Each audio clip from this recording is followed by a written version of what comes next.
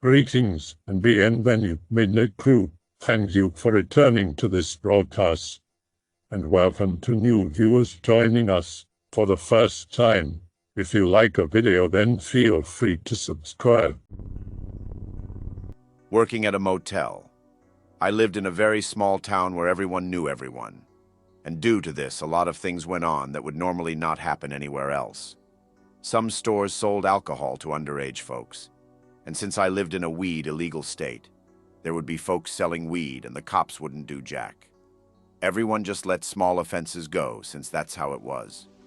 Along with that, there was always work needed because there weren't many people. So they would sometimes employ kids under 16.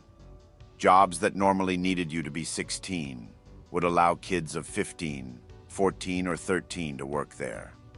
Well, I got my first job at 14 working at a motel near the bad side of town. The place was run by a couple in their mid to late 20s. I cleaned the motel rooms and threw out the trash. But here's one thing. The husband owned a medical supply store that sold cadavers and skeletons. Every now and then, the wife would bring bags from the motel to the store. They were very big and black bags, and extremely heavy. When I asked her about the bags, she said it was supplies for the medical supply store. The motel rooms were always dirty with things thrown around the room and stains of brown on sheets and walls. The pay was fine, so I never questioned the work there, like the big bags of heavy stuff taken to the store. They were very nice to the point. It was kind of weird, like it put me off a bit. The lady ran the motel, so she mainly was around and would hang around me while I tried to work. Sometimes the rooms had a lot of brown stains, like on the wall or tables, and those times she would hang around and pay me extra. I quit that job at 18 and started work at McDonald's while attending the University of Pittsburgh. It was a very strange time, and I wonder if something sinister was going on. I've got a non-paranormal one. Requires a little bit of a setup, though. My girlfriend and I had a terrible breakup years back, decided we couldn't live together, and I moved out. No place to stay, so I crashed in my car. Then my car crapped out on me, totally useless, and I was suddenly living on the streets. Still working though, living motel to motel. Finding friends to stay with occasionally, but I've got my pride. I didn't want to burden them. One night I got off work and made the long trek to one of my usual motels. This stretch of road is weird. It's a high traffic zone, but only during the day. So there are all these strip centers and businesses, but they're all closed up by the time I'm out of work. The walk is really dark. Anyway, this car passes me going the opposite way on the road. I hear him slow down and bust a U-turn behind me.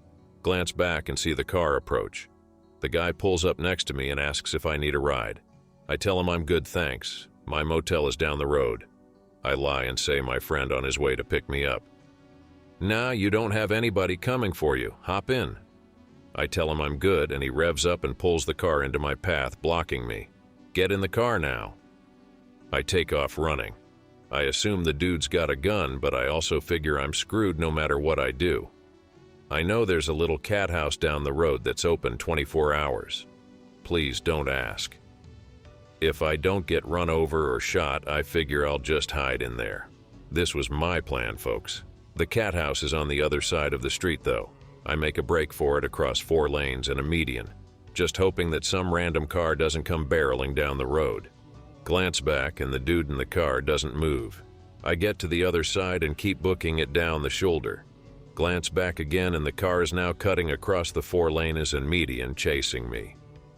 There's a ditch on the side of the road. Run into the grass and hop over the ditch, hoping the dude will follow and ruin his car. He does. Doesn't ruin his car, though. He actually clears the ditch. But I hear a pop.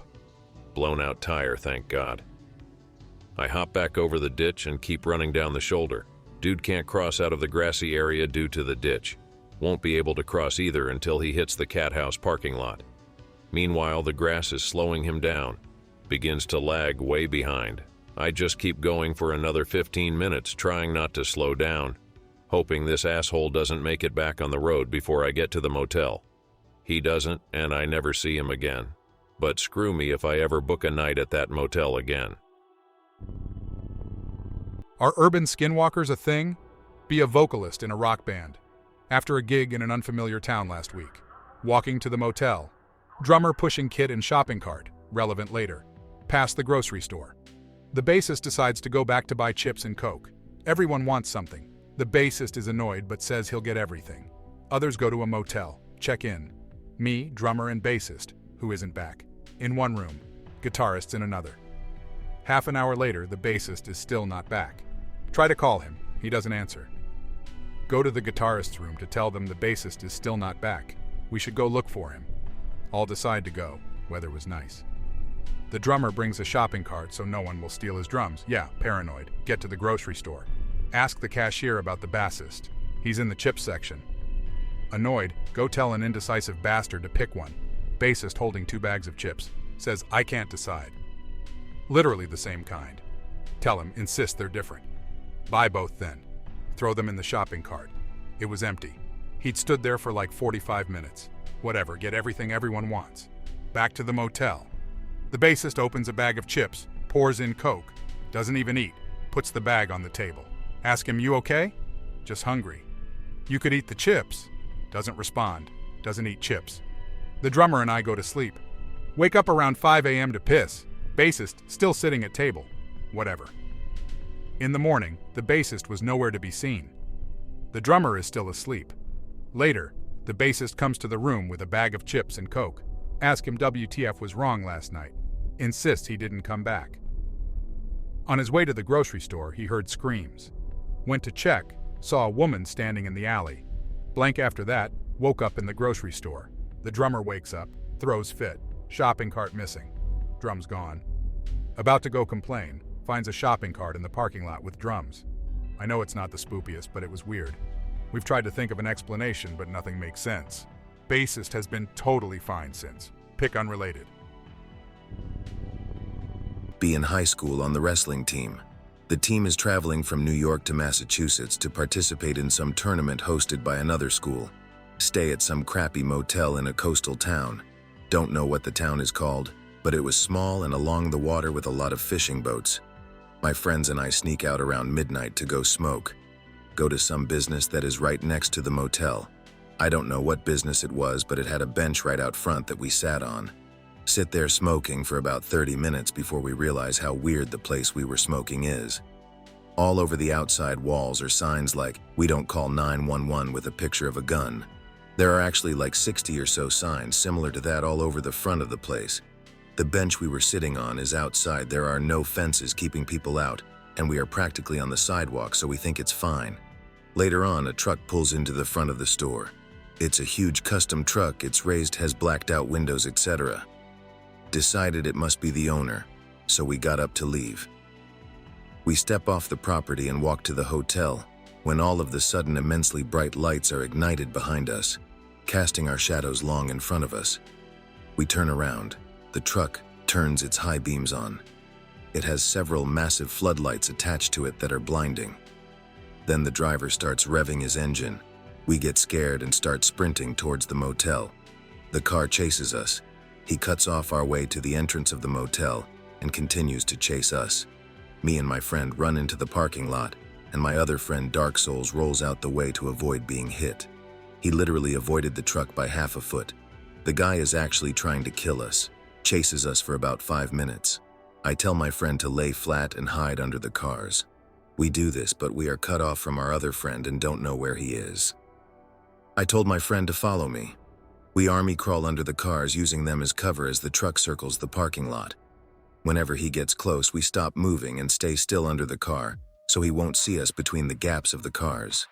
Eventually, we made it to the end of the row of cars. We are about 30 feet from the entrance of the motel. We decided to wait for the car to be on the opposite end of the parking lot, then make a run for it. As soon as we got up, the truck turned around and went full speed towards us. We barely managed to make it safely inside. Now the truck is circling the motel. A staff member is inside, looks literally like he's 18 or something. Our other friend is with him, saying he managed to make it inside about 10 minutes ago. Tell the front desk guy what happened. Guy said he'll call the cops, but I don't think he ever did because they never showed up. We go to our room kinda in shock about what happened. We close the blinds and peek out the window. The truck is still circling around the motel. Worried we would have to tell the school staff about sneaking out to smoke in order to get help. After a while, the truck stops. The door opens. A man literally like 5'2" climbs down from the truck. He has a bottle of liquor in his hand that he's drinking. The bottle is more than half empty by that point. Next day, we told other classmates, but not the teacher.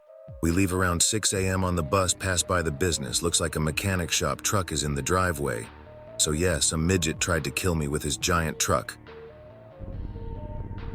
All right, X. I've never really told anybody about this before. Be me about a year and a half ago. Road trip from upstate New York to California. I lived east my whole life, but my mom wanted to move because California Dream.mp4. Anyways, it didn't work out, and back we went in a gray Ford Fiesta. Stopped in Cedar Rapids in a Motel 6. There was a fire in one of the buildings, the one opposite to the room we were staying in. The north face of the building was totally scorched, around 5 or 6 p.m. Had peeked around the closed-off building earlier and remembered that there was only a plank of wood at the top of the stairs. Make my way over to the building.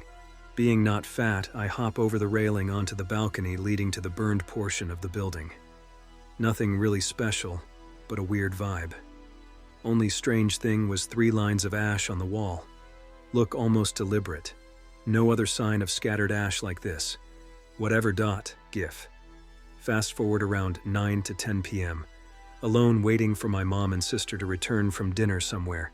Just sitting on my phone with the TV on. Keep hearing strong winds with ghostly moans. Gives me chills, but I brush it off. Suddenly something big started scratching at the motel door. Sounded like a bear or massive wolf desperately trying to get in for a few seconds. Okay, WTF. Spend the next few hours hearing the moans and clutching myself until comrades return. Rest of the trip was uneventful, but after that night I did some research on the fire and kind of lost my mind.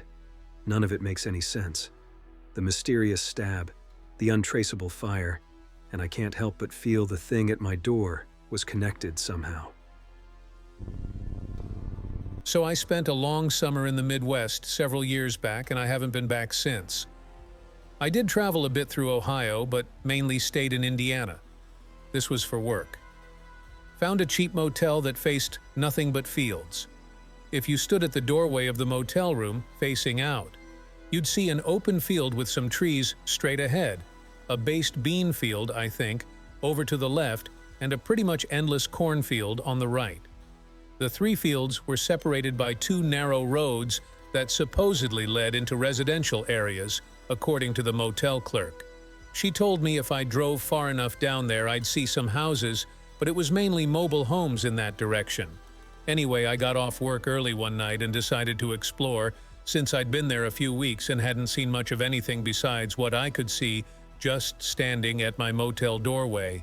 The end result? Something like missing time with a gnarly headache that lasted a week.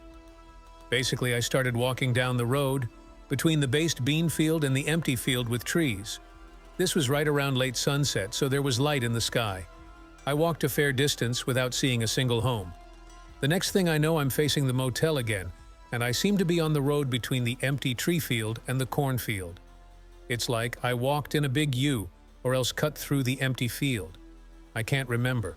All I know is it went from twilight to pitch black in the blink of an eye, with only the lights of the motel visible up ahead. My head was pounding, and my heart was racing like I'd just run a marathon.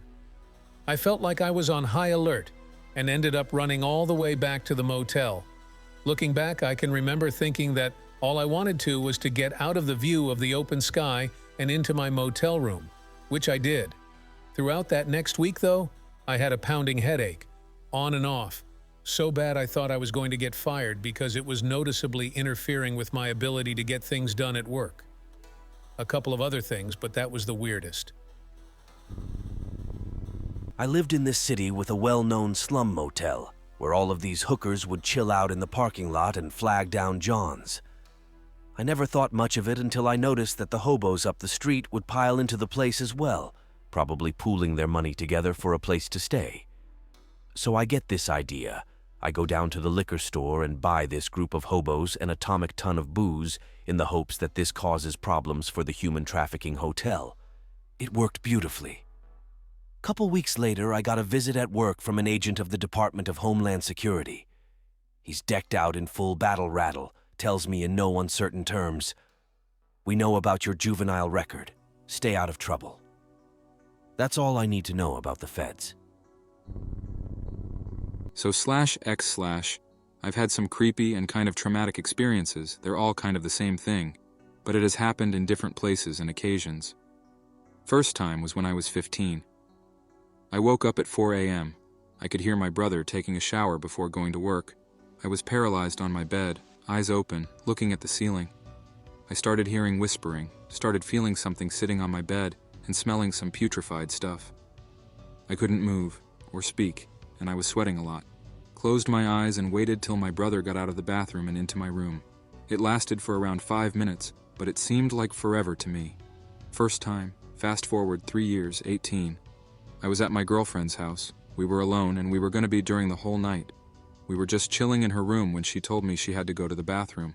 I was alone in her room and I got paralyzed again. Whispering, feeling something behind me, seeing shadows in the corner of my eye. 3 or 4 minutes passed before she returned and I was sweating a lot. Second time, third time, and most recent one. I was driving back from a long work trip, decided to stay at a motel, so I parked my car. I let a long sigh out, closed my eyes, and when I opened them, boom, paralyzed again. Whispering again, feeling someone against my seat, and this time, scratches on the back seat. This one lasted more, 10 minutes at least. A guy from the motel came to my car and asked if I was going to stay there. Third and most recent. I don't know why this happens. I've already taken therapy, but it doesn't seem to work.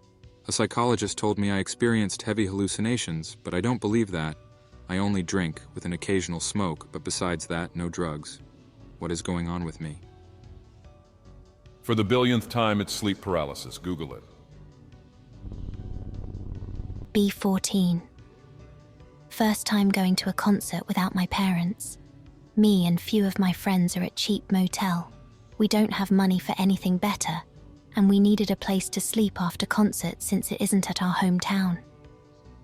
We arrive at the motel, and it's a pretty creepy place, and there's only a few other guests staying there. There's a few drops of blood on our room's floor, but we are just kids, and no one wants to contact the reception, so we just avoid touching the blood. Everything is dirty, and there's spit at the window. Find out at the motel that we have shared a bathroom with the next room. There's some really weird middle-aged men in the next room. They seem to be mentally disabled, so it's pretty weird. There's no one else with them. We keep watch on the bathroom door always when one of us is in, so everything goes well. Before going to bed, I stand in front of the mirror brushing my hair. Seeing from the reflection that one of the guys next room is staring at me and smiling, drool is dropping from his mouth. The door was unlocked, so he had opened it and was peeping on me. I don't want to talk to him, so I just go to the other side of the room where he can't see me. We lock the door when he leaves, and me and my friends try to sleep. In the morning, there's only a few people at breakfast. Those 2 guys next door are eating straight from the buffet. I mean, they stand there and put their hands straight into the food and then into their mouth. We decided to skip breakfast and just pack our stuff and leave. Those guys are standing at the reception as we leave, and they are laughing weirdly. What the actual hell? X. I thought you guys were joking, but it's actually serious around here. Work at a motel. I was nearly done for the month. I slept there usually because my home is far away. Tried to sleep, couldn't. I'm hungry. Wanted to go downstairs and make a sandwich for myself. Then suddenly I hear a voice outside my window. It's saying, La ilaha illallah. I live in a mostly Muslim-populated country, so I thought there'd be a mosque nearby, and it was exactly around 5 p.m., so I didn't expect much. What bothered me then is that the voice didn't stop for 10 minutes, and it only repeated one line, and it didn't sound like it was coming from a mosque at all. Decide to check the covered window, and when I unveiled the window, the voice stopped. Screw the food, I'm sleeping. After a few days after I finished my work in the motel, The motel burned down. What the hell? Pang. For anybody who thinks I'm lying. What's crazier is that many Islamic countries have folklore about jinn spirits. They are even said to be Muslims and other religions. Really crazy. That was my first thought too. I don't know why they'd be in a motel, but that definitely sounds like what OP encountered. From what I heard, there are elemental jinns, right? The motel I worked at is basically built on a river, so that might be a source. Worked as a canvasser during late 2012. Company would have us drive around the state, peddling political literature door to door, poll potential voters. Would put us up in motels while we work remote areas. Supervisor was a self-proclaimed bruja, but a white witch that mixed elements of Catholicism. Shared a motel room with a third co-worker.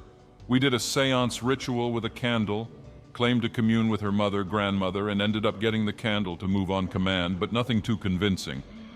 I was extremely skeptical. We're all sitting on the bed in a circle. She starts telling ghost stories and experiences with demons, specifically one called Sneaky Pete that has followed her around since childhood. Sounded more of a nuance than anything. Moving objects around, noises going bump in the night, stinging of the eyes and smell of sulfur, but nothing too nefarious. While sharing her experiences, I hear a deep breathing. Think it's one of my co-workers. Ignore it. But it gets louder and louder. We all look at each other, wondering what that is. Where is it coming from? I thought it was you, Anon. No, it's you. Breathing is super loud and deep and coming from the middle of all of us. We all immediately freak out and GTFO of that room. We're all sober and scared shitless, but she does a banishing ritual or some shit and it feels better. We chill out and sleep in the room. All night I feel like I am being watched. Every time I'm about to fall asleep, my leg gets pulled. Too afraid to open my eyes. We all report the same experience in the morning. Fuck you, Sneaky Pete. I hope that you enjoyed tonight's broadcast. If you enjoyed tonight's story, then please subscribe to the channel as more Greentexts will appear daily. A new broadcast will appear when the clock strikes midnight Central Time.